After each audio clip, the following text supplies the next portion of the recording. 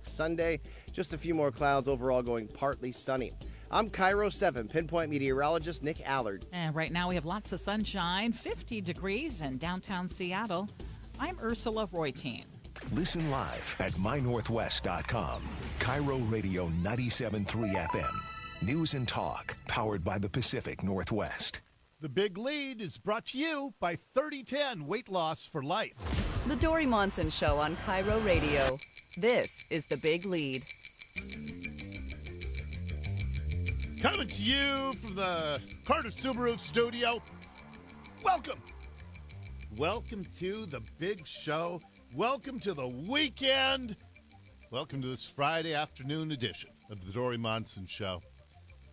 We got an awful lot to talk about. Oh, we're streaming on Facebook Live this half hour also.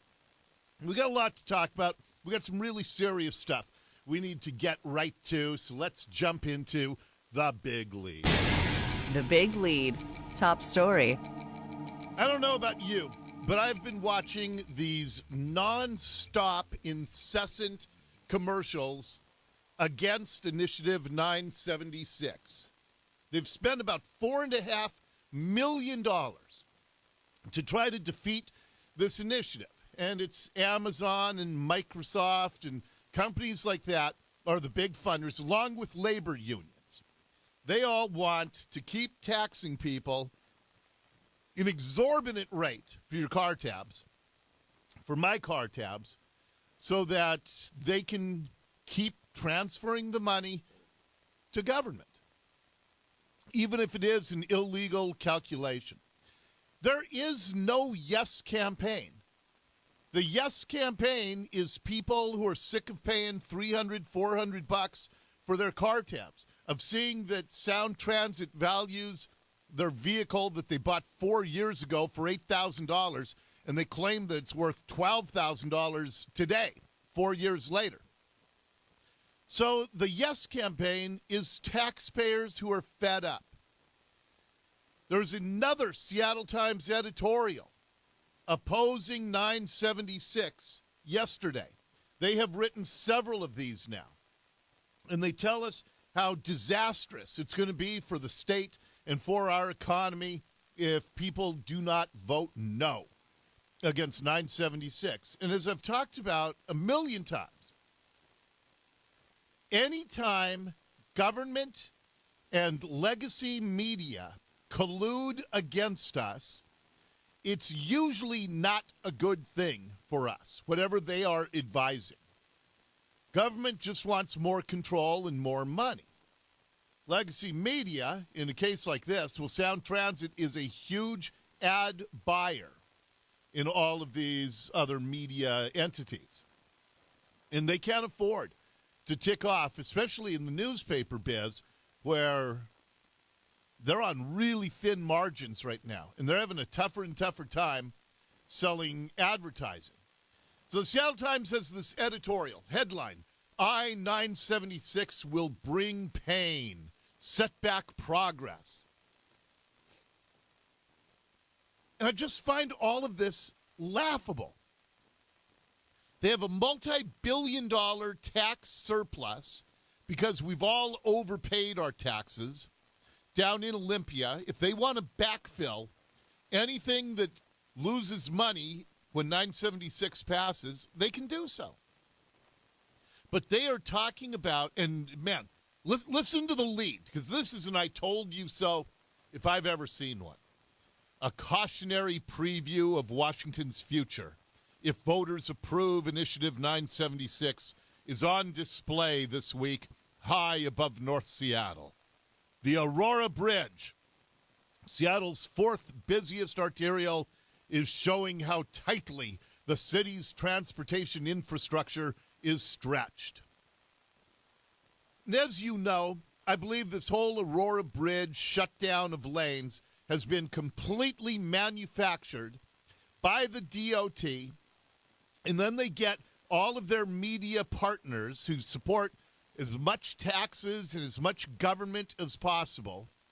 And why? Because they are diehard leftists who control most media operations.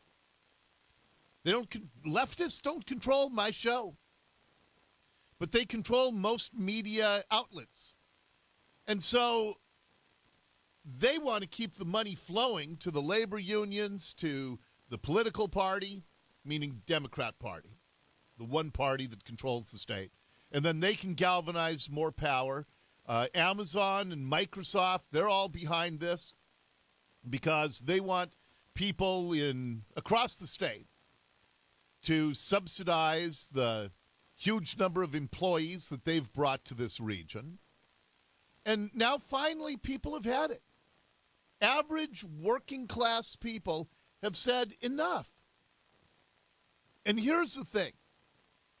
The legislature could have completely forestalled Initiative 976 if during the last session or the last two sessions, when people were begging them, saying, I can't pay $400 a year in car tabs on my vehicle, my wife's vehicle, our 16-year-old son's vehicle. We can't pay $1,200 a year or whatever it is. $600 a year, $800, $1,200. Working people cannot do this. And so if the legislature was even the slightest bit responsive, they would have said, you know what, the people are speaking pretty loud and clear. Let's fix this. Let's fix the car tab problem, and then 976 won't have any grounds to get votes on. But they didn't. And why? Because they have not just disdain for us, but they have contempt for us, especially if we live lives that demand us driving in a car. Then we are the enemy. We are evil. We're not using mass transit because our family schedule doesn't allow for it. Or maybe we don't want our 16-year-old daughters to have to stand at a light rail station where there's been, there was just another attack, strong-arm robbery a couple of nights ago. It just doesn't fit with our life. But they said, screw you. So 976 is a chance for us, the voters, the taxpayers, the little guy. This is a chance for us to speak loudly, clearly, and with one voice. Now, again, the force against us and against 976, it is massive. $4 million advertising campaign against it. Nonstop lying commercials suggesting the Skagit River Bridge came down because of some crumbling infrastructure. Ignoring the fact that it was an oversized truck that hit the support girder. They've just been lying to us throughout this entire process. So you and I have a chance now to say, you know what, we're tired of being considered the enemy. We're going to vote yes on 976. We're going to restore $30 car tabs. I've had the opponents on my show a couple of times now, and they certainly didn't have any compelling argument that would sway me away. Well, I've already cast my ballot. I'm just an enthusiastic yes vote. The Seattle Times wants you to vote no. Amazon, Microsoft, they want you to vote no. But they don't run our lives. I don't live my life by the Times and Amazon and Microsoft and the Seattle City Council's advisory vote. Olympia City Council illegally spending tax dollars to oppose 976 in a mailer. Why do you think they're going to such great lengths? And so the reason I'm leading my show with it is because there is no yes campaign. And I'm watching $4.5 million worth of television ads and mailers. And I feel like I am the counterbalance to all of that. But more importantly, you are the counterbalance to all of that. If you vote yes, you can send a message that you're tired of being the enemy of our local government. You're tired of your car lifestyle being considered so evil. And by the way, I thought it was really funny. So on Monday, they announced that they were going to close one lane in each direction, or one lane in just the southbound direction on the Aurora Bridge.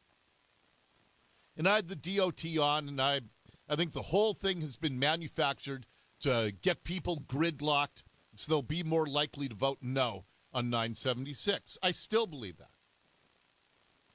Now we find out that they have to close 2 lanes, maybe in each direction, until Tuesday's election day. I just imagine that they closed the lane southbound, did some flash polling, and the polling came back and said, closing one lane wasn't enough. People are still going to vote yes on this thing. Well, let's close another then. Let's create even more gridlock. I know. DOT hates the fact that I suggest this is a conspiracy. But there's no way that an engineer followed up on a September inspection on time and a half last weekend and said, yeah, we got to close the bridge. It's all being manufactured because there are billions of dollars at stake. And I think you and I should keep our hard-earned billions of dollars and vote yes on Initiative 976. So that's not my final pitch, because I'll have more to say on Monday. But if they're going to bombard all of us with $4.5 million worth of television commercials, you better believe that I'm going to counterbalance it. I'll take it all on myself, because I know I've got you along with me.